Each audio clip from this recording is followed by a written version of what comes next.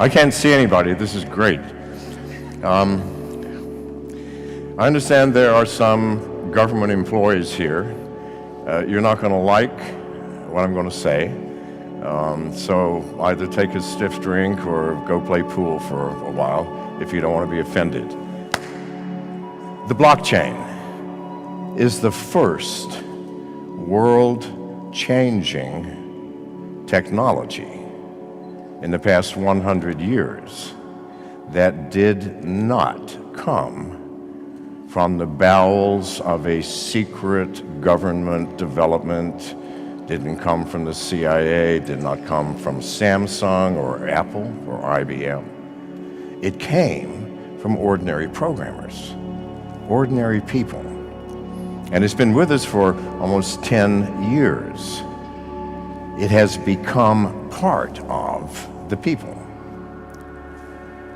Governments are just now starting to see the blockchain and cryptocurrency as an opportunity or a threat or something to fear, and it is all of those, all three. The opportunity is, like with Facebook's Libra, to say, we have created something that empowers the people. Well, that's bullshit. It doesn't empower anybody except Facebook. Because everything you do now will be monitored financially. Not just what you're buying, not just the people you're talking to, who your friends are, that's already monitored. No, everything that you do financially. Is this in the people's interest? You know the answer to this. We are rapidly approaching an era where people versus government becomes a worldwide phenomenon. Now, why would governments fear the blockchain and cryptocurrency? It's because with the advent of privacy coins like Monero and dozens of others, and the advent of distributed exchanges, which are just now becoming real, then governments can neither monitor nor control what is happening in your financial life.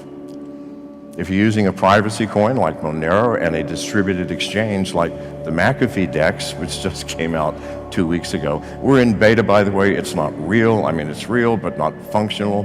In 6 months, it will be the equivalent of Binance on a distributed and decentralized basis. Now, we built ours on the Ethereum blockchain, and we'll be doing it on other blockchains as well, so that you can't shut it down. It's there. What is the blockchain? An immutable record of what's happened. Now, what happened is we put a bunch of smart contracts on it that'll allow distributed exchanges to be real. So when the SEC or the IRS comes to me and says, what have you done? I'm going to go, oh God, I'm sorry. I never thought that you might want to see what's happening. I made a mistake. But it can't be changed. Can't be altered, can't be controlled, can never be shut down. So this scares governments. Why? If they do not know where your income is coming from and what you're spending, then they can't collect income taxes, which is the largest single revenue source for almost every government. Now, in my mind, income taxes, at least in America, are illegal. They're unconstitutional, and until 1913, we didn't have them. Nevertheless, today, income taxes is the majority of the United States revenue source. Now, if you believe that people are going to be honest, and if they earned $100,322, that they're going to say so in their tax returns, knowing that the government doesn't know.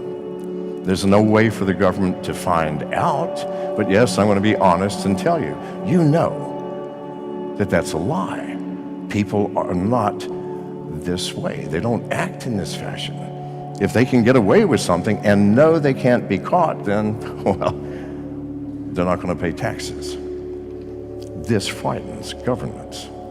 But unfortunately, it's like Pandora's box. The blockchain and cryptocurrency is out of that box, and it will never be put back in. So what are governments doing? Or corporations or regulatory agencies contemplating or building their own cryptocurrency like China, or corporations like Facebook. Why? Thinking that if they promote this properly, like Facebook's empowering the people, utter bullshit. Controlling the people is what they're talking about. And as governments come out with their own cryptocurrencies, the crypto dollar, the crypto euro, the crypto pound, they will be saying the same thing. We are empowering you, making your life easier, when what are they really doing? Monitoring, controlling, and getting deeper access into the privacy of your own lives. So this is that reality. But the people who are using Bitcoin, Monero, Ethereum, the people who are on exchanges, the people who are selling goods and services for cryptocurrency, well, they've been doing this for a while, and they're not going to stop. And the technology developed by the people, privacy coins, distributed exchanges, this will win only if the people understand that this is where their power is. It's not going to be with Libra.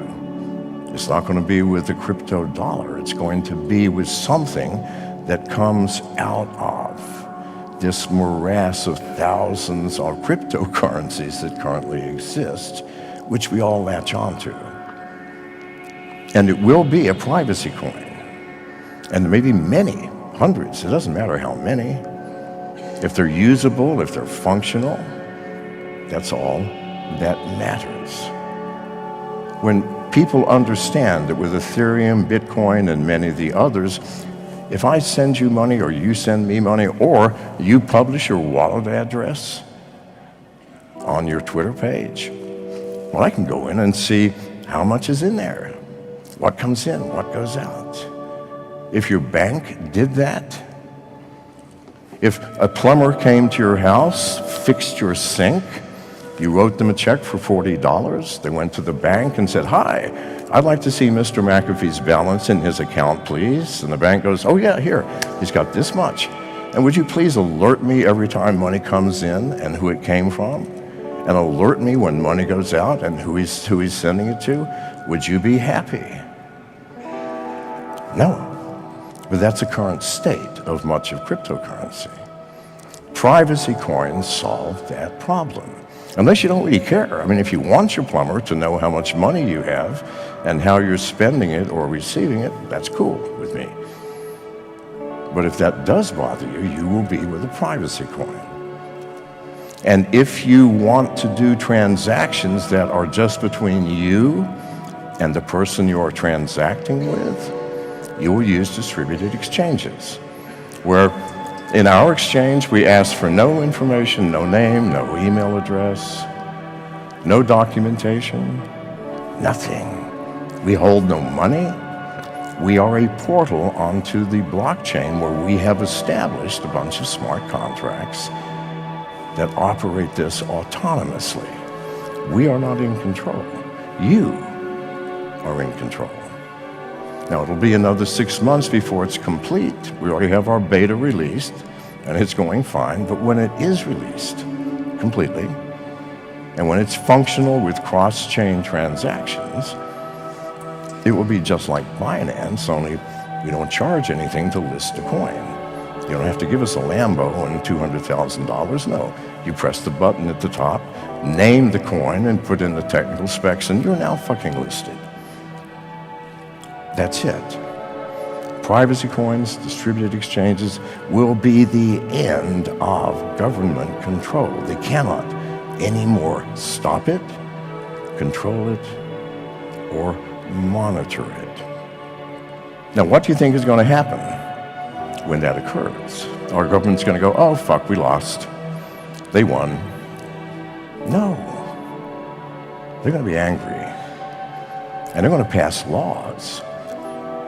Or they're going to just crack down like in China 2 years ago. Every single exchange shut down with a snap of the fingers. How did they do that? The exchanges were all centralized. They had an office. They had servers. They had employees. They had an address. Simple. Shut off the electricity or arrest everybody or throw a bomb in the building, whatever. End of the story. With distributed exchanges, you can't shut them down. If you shut down McAfeeDex.com, I don't care. We already have 15 additional portals, and by the end of the year, we'll have 100. Can't be shut down. So governments will have only one recourse. It is now illegal to use decentralized exchanges and privacy coins, or all cryptocurrency, like in India. In India, they're almost passing laws to ban all cryptocurrency. You can't own it, you can't trade it, end of story. But also, for 75 years in America, smoking weed, smoking marijuana is illegal. Has it stopped anyone? No. Why?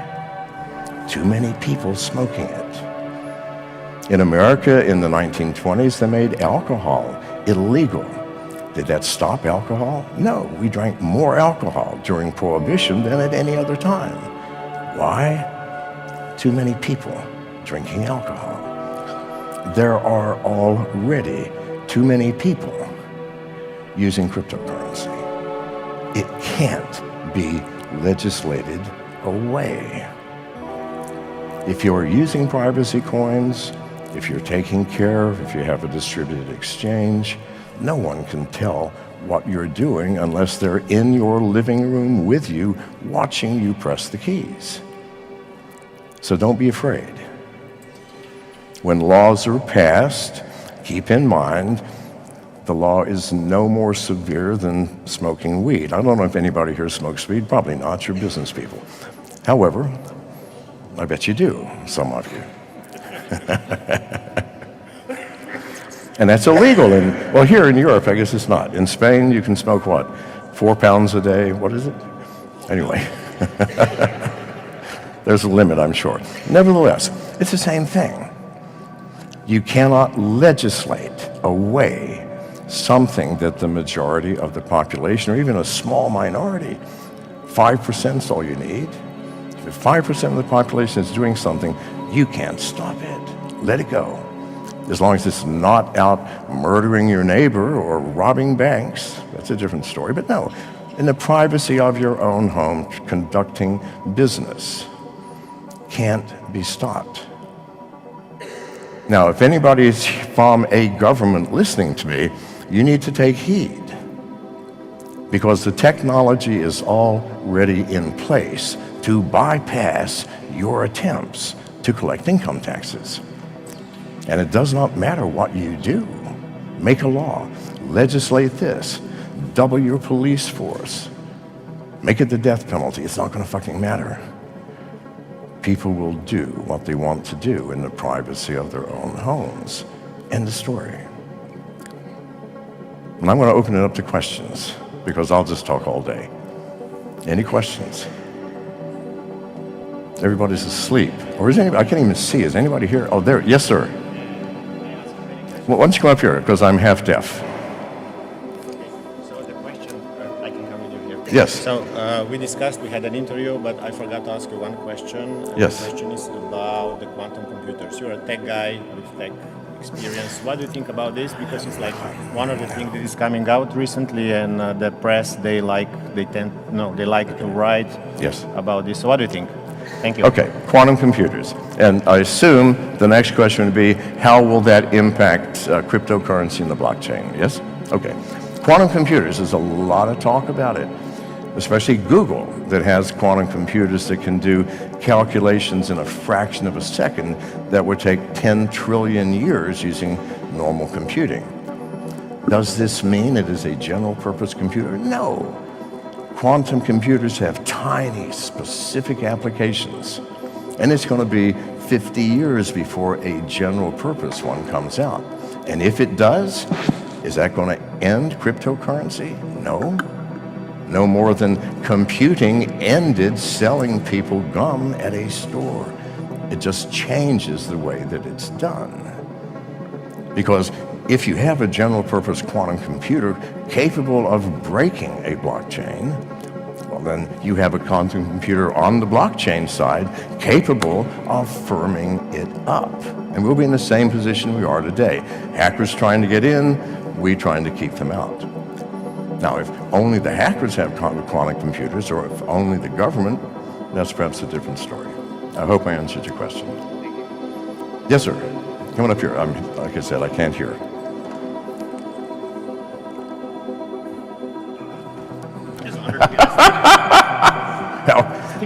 Take a picture for my mom.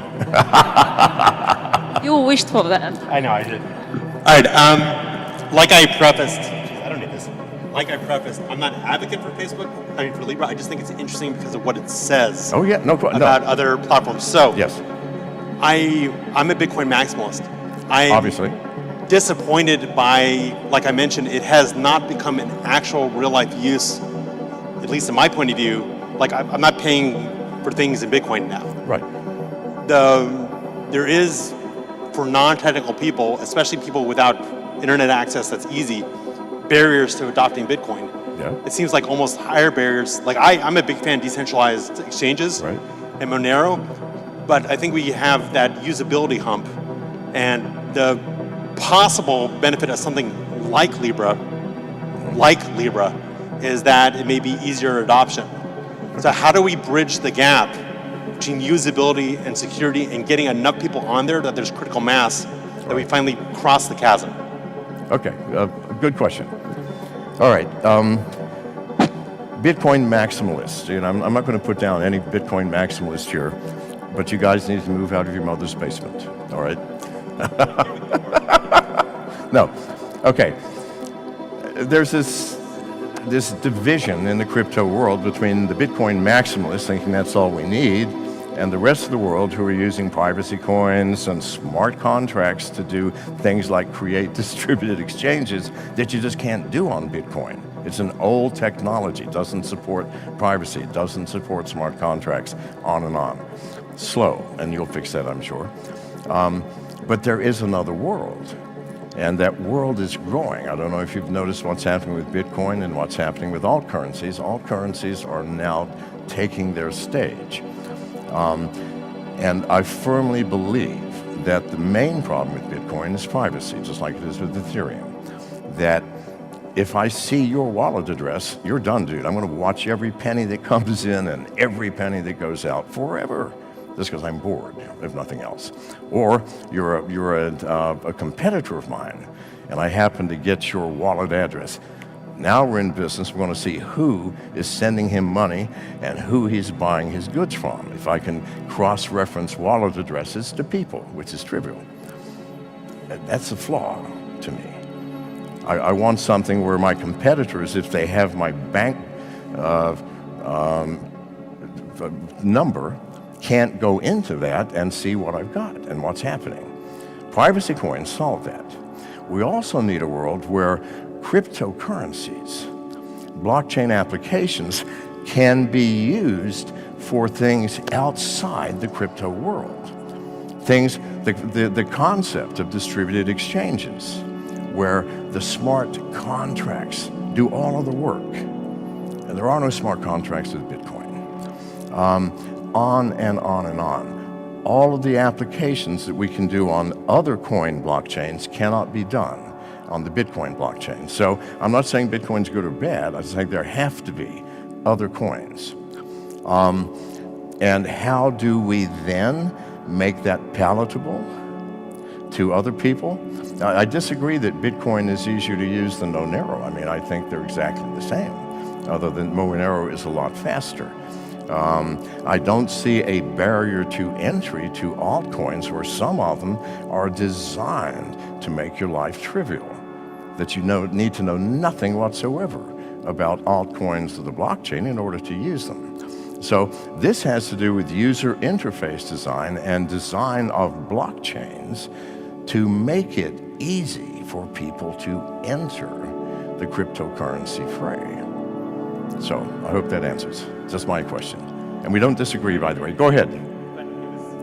I'm sorry. I was kind of distinguishing between some things. I'm not a fan of Facebook either.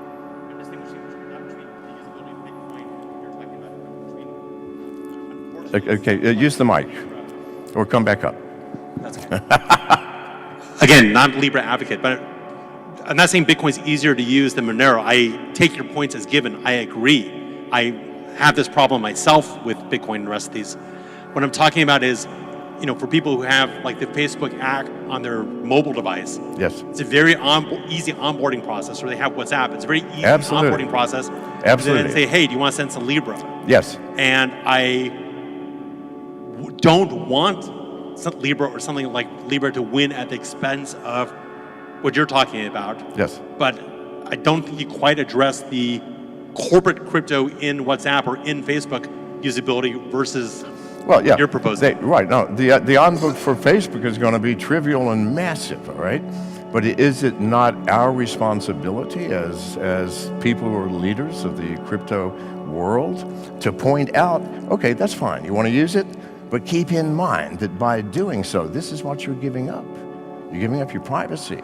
You're allowing them to ooze into every aspect of your financial life, and they can monitor it and control it. It's just like a bank, only worse. So that's our job, is to explain that. And then if you want to use it, use it. Or I might use it myself for convenience for things that I just don't give a shit that the government knows what I'm doing. But at the same time to say, by the way, if in fact you care about privacy, if you care about government keeping out of your stuff, then you don't want to use this or that because, and then tell what the reasons are. I mean, you're absolutely correct. And Facebook has, a terrific advantage. The US government's going to have even greater advantage, but it's our job to raise the alarm. People, you don't have to use this. Even if they make it, you must use this, that's fine. Ignore it and get back to business. Any other questions? So I got the mic. Hi, John. How are you doing? I can't help but notice you have two mics. Yes, this is louder. So I'm Valentin Preobrazhensky from Latoken. So Bitcoin is a great digital gold, but it's a bit volatile for daily transactions from people from India. Stable coins, they are backed by dollars, so it still depends on the system. Facebook Libra is from Facebook, which is already too big. It's already kind of have a big influence and can influence elections potential and so on. So it's not likely it's a good idea to give them this new kind of currency, transactional currency.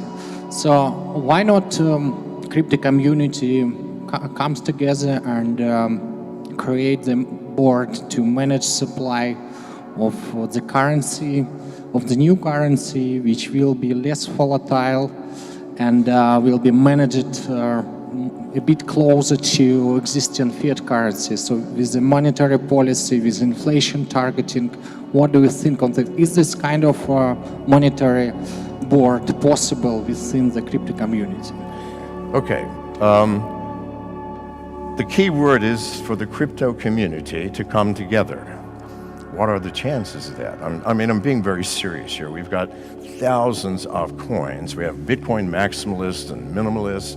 We have privacy coin advocates. We have stable coin advocates. And by the way, I don't think it's a bad thing to have a stable coin based on the US dollar, like DAI.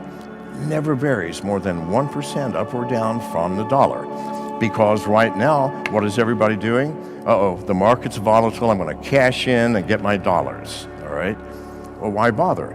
If you're going to get back in at some point, then cashing in is merely converting your Bitcoin or Ethereum or Monero to DAI, trivial concept. Nothing gets cashed out. There's no fiat going one way or the other. And then later on, convert part of that back into whatever you want to invest in or use. That's the value of stablecoins now. Because we all know the crypto market is, well, it's beyond volatile. It's like Bitcoin jumped, what, $1,500 yesterday? God knows what it'll be. Well, it may be down 2,000 today. I don't know.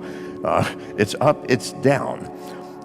But a stable coin, something that you can put your assets into and know that 3 years from now, it's still on a par with the dollar. Is that not better than having to exit and take the dollars?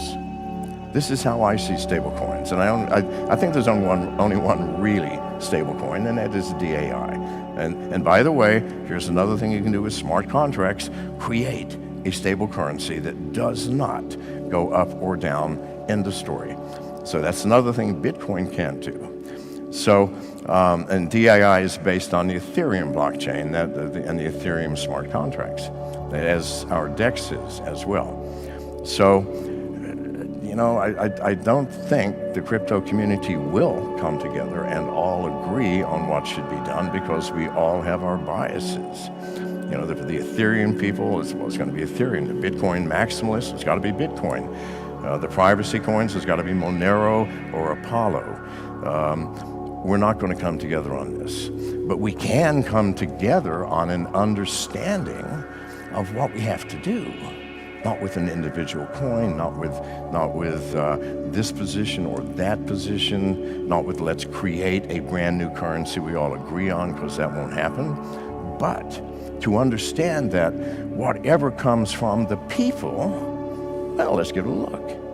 If it comes from the people, it's probably not going to pass all your information to the government. And if it does, put a red X mark by that one and move on to the next. So our responsibility, I don't think, is to build the ultimate currency, but to understand the power that cryptocurrency, not developed by governments and institutions, but by people, offers us for the first time in human history, a chance for absolute financial freedom, where your wallet is your bank. Have you noticed that? That if you want to wire money to somebody overseas, I got to get up, got to go to the bank, got to fill out forms, I got to get permission, I got to get a stamp, and then this time tomorrow, maybe the money will get there. If I have a cryptocurrency wallet, I don't even get out of bed. What's your wallet address? I put it in. How much? $200. Thank you. Done. Your wallet is your bank. It has all the functionality of your bank. It's yours. And if that wallet can't be looked into by anyone, meaning you're in a privacy coin now, and if all of your activities on a distributed exchange, you are free, people. No one will know what you do with your money, neither should they. It's your fucking money. You worked for it. Were we born to work 4 months every year for our government? I don't think so. No. That's theft. You're in slavery for those 4 months where you're working and every penny goes to the government. Now, they spread it out so you don't notice that they're taking 4 months of your work, but they are. So our job is to understand that mechanism and to ensure that everyone in the world understands that mechanism. And let them choose. You want to still use fiat? Go ahead. You want to use Facebook's Libra? Go ahead. You want to use whatever? You want to build your own cryptocurrency? Please, go ahead. Don't, people, lose this opportunity. Please, God, to free yourselves financially. Because using fiat currency, those who control the currency, how much of it there is, monitoring where it goes, are your masters. Because you cannot buy a house, pay the rent, send your kids to school, get insurance, get medical care without that fiat currency currently. But what if you didn't have to use that currency? What if when they doubled the number of bills in use and devalued your hard work by 50% that you didn't care because you're not using it? This is where we have to be, because this is where we will be eventually, I promise you. This is not a war that the people can lose. This is merely a war which will go on for a short period of time and governments will adapt, or it is a war that will go on for centuries, but it will continue until the people win. See this. So let's get it over with and do it now. Thank you very much.